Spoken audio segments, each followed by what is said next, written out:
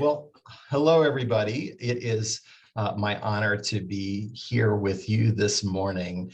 And as was mentioned, the talk is the evolution of love. And I have to say that it kind of feels like Reverend Janice has delivered this talk right to me on a silver platter. So because she just set it up so perfectly with her previous talks this month. She asked on the first week, what is love? And she talked about sort of how broad and all-encompassing this word really is, and that it can often be based on impulse or feelings or emotions. And she established that it is often based on family history and the defense mechanisms sometimes that are associated with that or brought forth from our history. And then in her second talk, she spoke to that according to the mystic teachers in our lineage, that love is a motive force in the universe. And finally, last week, she really personalized it and asked that question, that if I actually believed that love lives as me, how would my experience and my life change? Such a powerful question. And so, like I said, my talk is entitled The Evolution of Love, and it hasn't gotten by me that Reverend Janice actually spoke each week by means of an evolving love. And so today I am going to dwell in that place of love, or more specifically, the nature of love, as some of the old mystics and philosophers brought forth. And I'm going to distinguish the difference between emotions and love by speaking to it as that eternal constant. And since we are spiritual beings currently having a human experience, I am going to speak to those emotions and how and why we often build those barriers to love. And once those barriers are discovered, then what? How do we navigate in such a way that the narrative of ourselves becomes one congruent of real love? So sound good?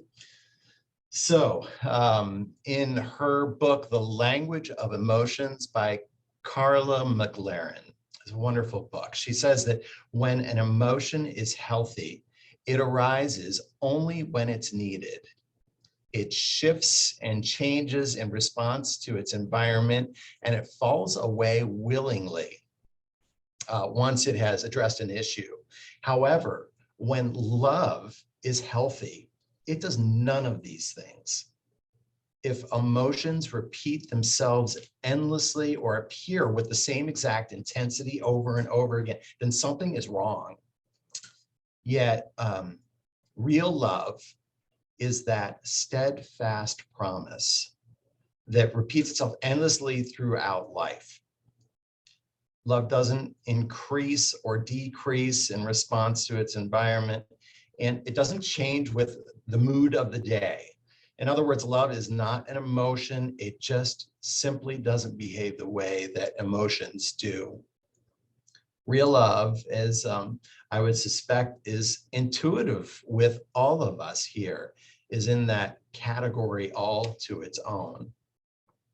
So those things that we have learned to equate with love, something that Reverend Janice was bringing up in that first talk, the longing, the physical attraction, the lust, the shared hobbies, the desire and the yearning, the projections, the addictive cycle, the passions.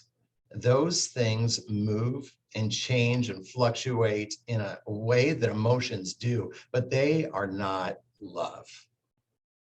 Love is utterly stable, unaffected by any emotion. When we love truly, we can experience all of our free-flowing emotions, including fear and rage and hatred and grief or shame, and yet continue to love an honored our loved ones. Love isn't the opposite of fear or anger or any other emotion. Love is just so much more, so much deeper than that.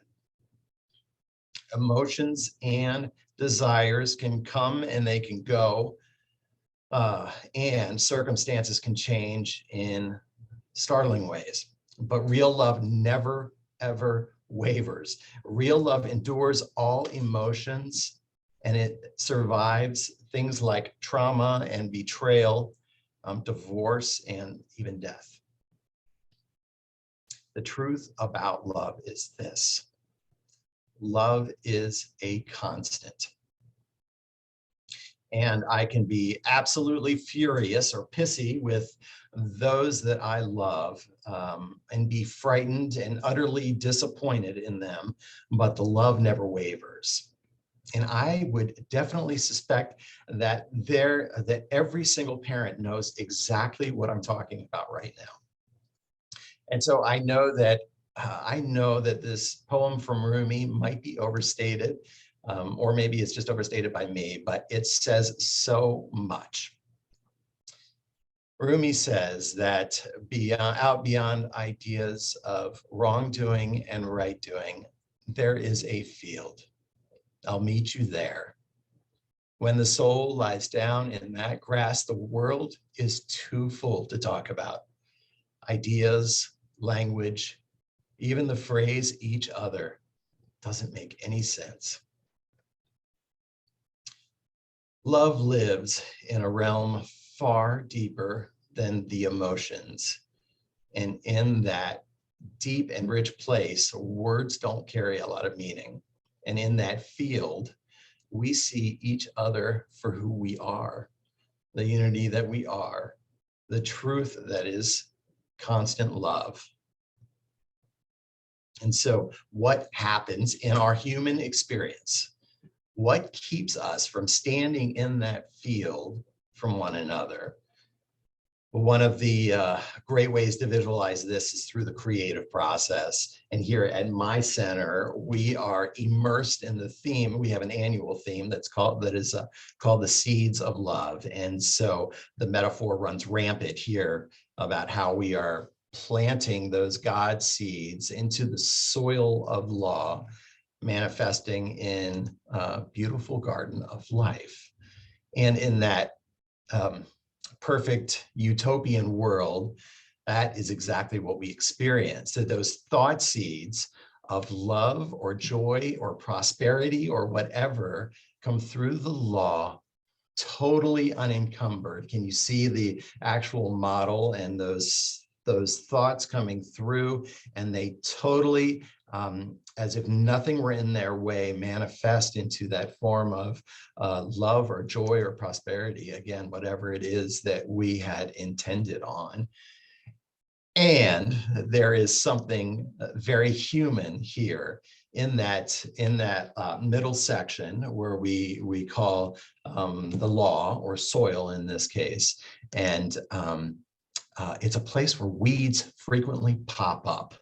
And those weeds represent things like race consciousness, family history, or past traumas, things like that come in. Those little things of buts that come to surface. These things crop up like barriers that act as stopping points to experience those intentions that we set forth. Ernest Holmes speaks to this, and I'm going to paraphrase it a little bit, but he says something to the effect that that we ought to turn away from the condition and know that in faith, that with faith our manifested good is coming forth. And I totally believe this. And oftentimes, we build that faith by leaning into the work that is before us, by identifying the weeds in our garden and instead of turning away, we plow right through it to gain more clarity about why they are cropping up and why they appear when we least expect them. And this takes a lot of awareness on all of our behalves. One of the students in my class a while ago spoke and shared to our class that every time her husband was loving towards her daughter, his stepdaughter, that she would feel angry and empty. And then somehow this would come out sideways in lots of different forms. But there was a moment that came forth for her that came with absolute clarity when she identified that there was something here for her to explore, that there was her own family history at play with this, even some specific instances that brought on those same feelings of anger and emptiness. And she incorporated this clarity into her practice and her prayers and moved through, instead of having that knee-jerk reaction, it started eventually turning into one of gratitude and love and freedom. And so this is how we navigate through these barriers. Once we identify some of these recurring negative conditions in our lives, how do we do this? I just finished teaching a term with our practitioner students, and in one of the weeks, we talked about love and the essence of love and the power of love. And what I found was that half of the curriculum on this topic of love dealt with forgiveness. And as essential as forgiveness being an essential tool of experiencing love. And so we asked ourselves, how does the act of forgiveness open the way for us to experience love in our lives? My father left my family when I was just 6 years old. And although I felt like my childhood was really healthy, I would enter into my early 20s getting angry towards him and the choices that he made when I was that 6-year-old boy.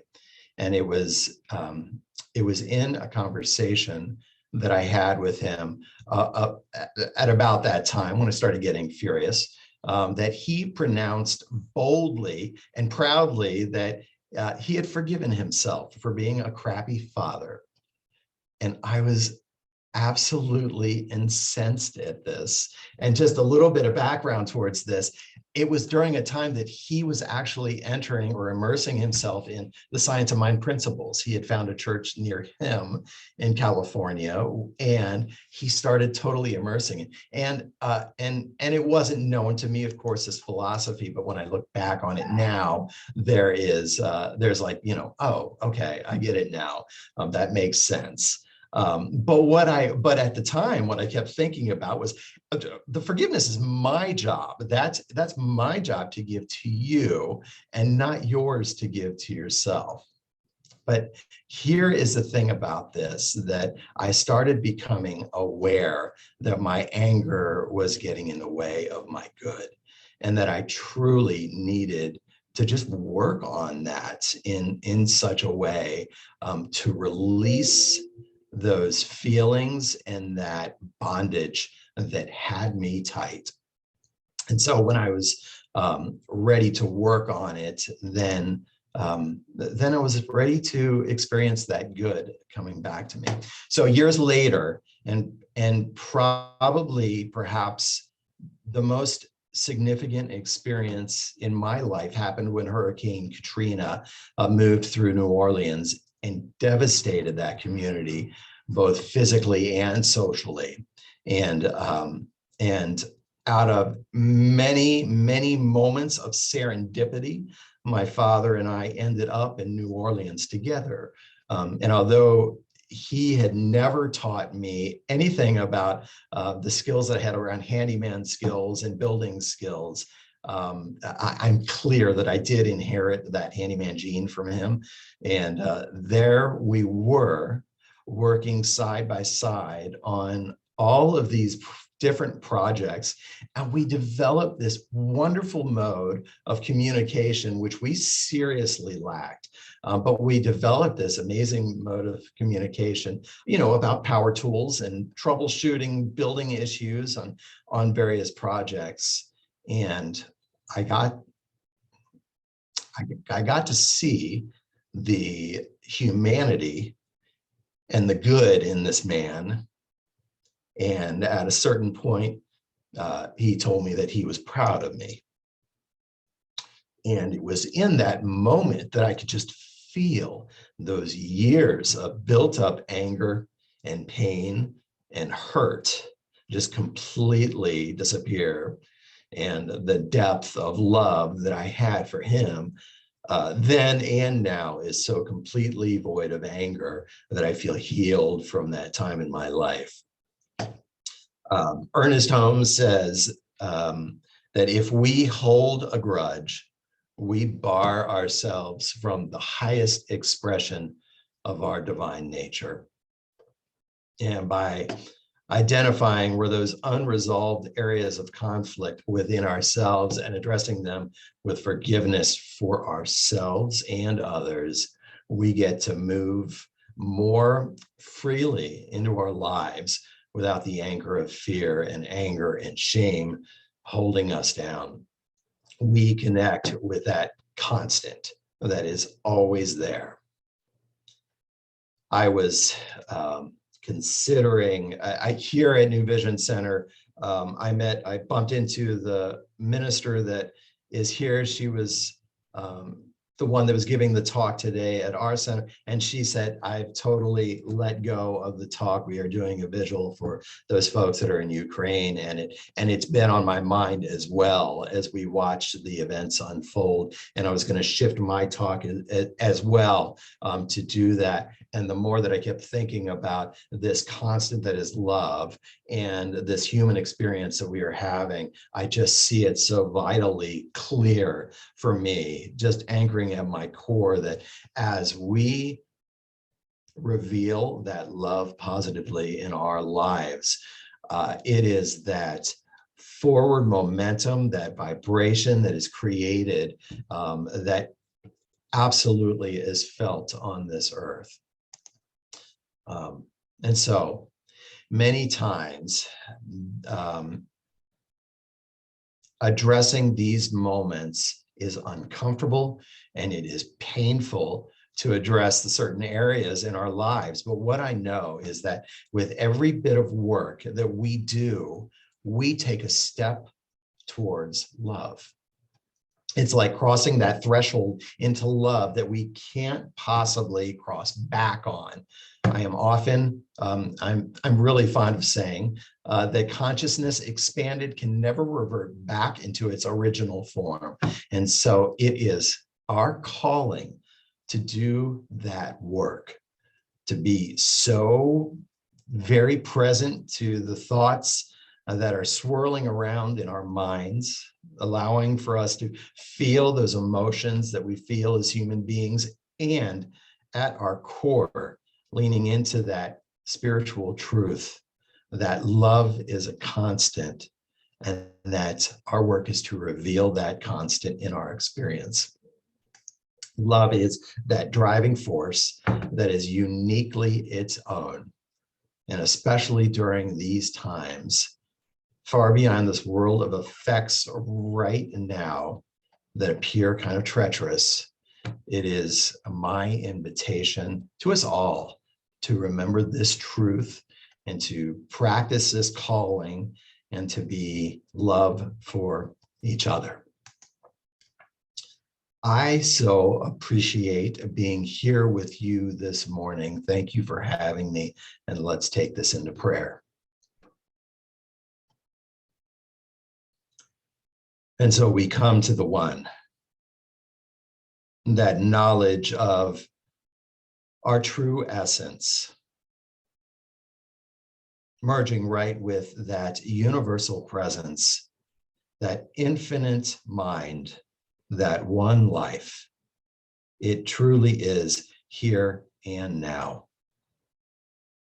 And what I know from this place is that we too are connected to the one, that there is nowhere that we are that this too also doesn't exist, that we can't possibly live in this world of effects without also being anchored in this constant that is love. And it is coming from a place of peace and love and joy and faith that I speak my word to this beautiful community, knowing that each one of us is in our perfect place and our perfect time, addressing those things in our lives that might be considered challenging and moving through them with that anchor of love. I speak a word right here and now for those citizens of Ukraine, knowing that calmer, peaceful ideas and answers come to the surface of this conflict, that as each individual leans into the love that they do so in faith and knowing. I also speak a word for your loved one, Keith, knowing that he has transitioned into a new place in his life, that in that soul's journey, he is absolutely immersed in love that is so profound that there are no barriers anymore. There is just love. And so for this, I just dwell in that place of absolute gratitude for this community, for knowing the truth that is immersed with all of us. And I allow this to be. I release this word in universal action and law and know that it is good. And together we know this truth by saying together, and so it is.